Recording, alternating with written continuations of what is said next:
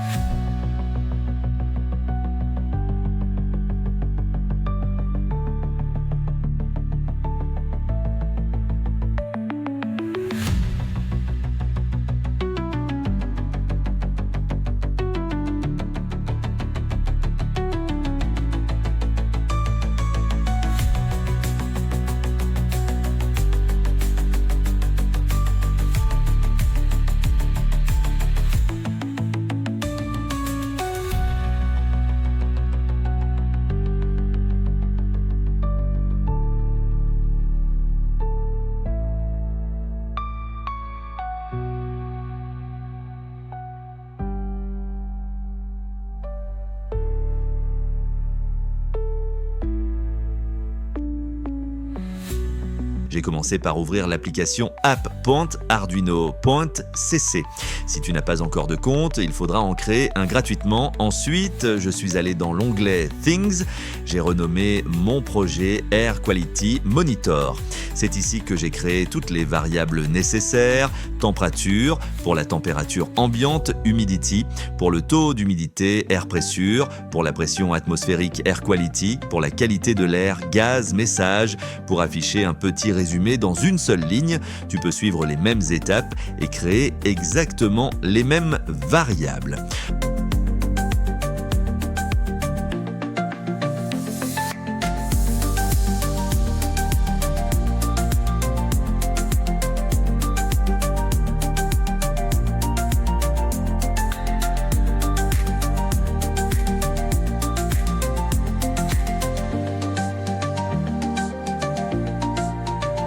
Ensuite, j'ai associé ma carte ESP32 WRoom 32 au projet.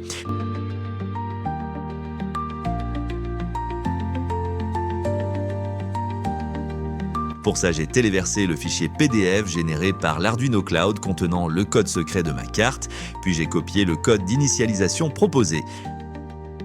Je suis ensuite passé à l'onglet Network, où j'ai entré le nom de mon réseau Wi-Fi, mon mot de passe et les identifiants de connexion générés par Arduino Cloud. Dans Dashboard, j'ai donné un nom à mon interface de contrôle. C'est ce qui s'affiche sur l'appli Arduino IoT de mon téléphone.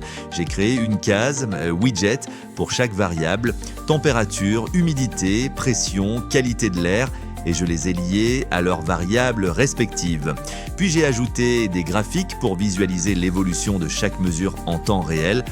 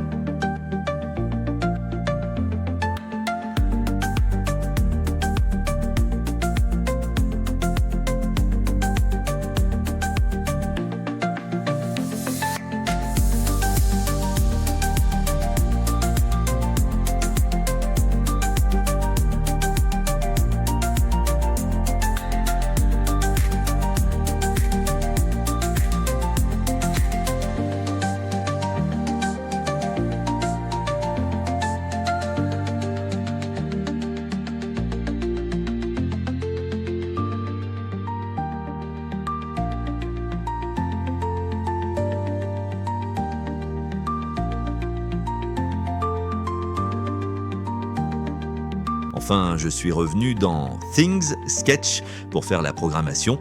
J'ai commencé par inclure les bibliothèques nécessaires, DHT, Adafruit, BM, P085, etc.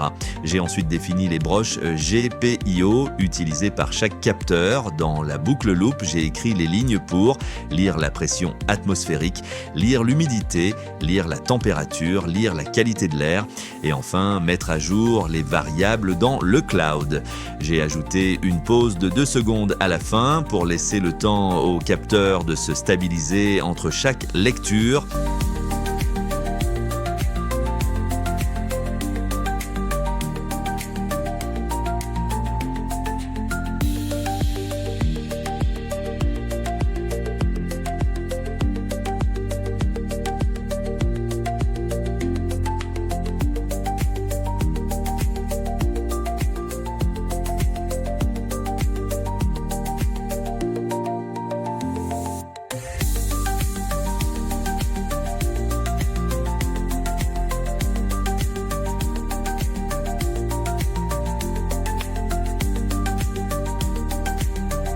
J'ai téléversé le programme et tout a fonctionné parfaitement. Tu veux tester chez toi?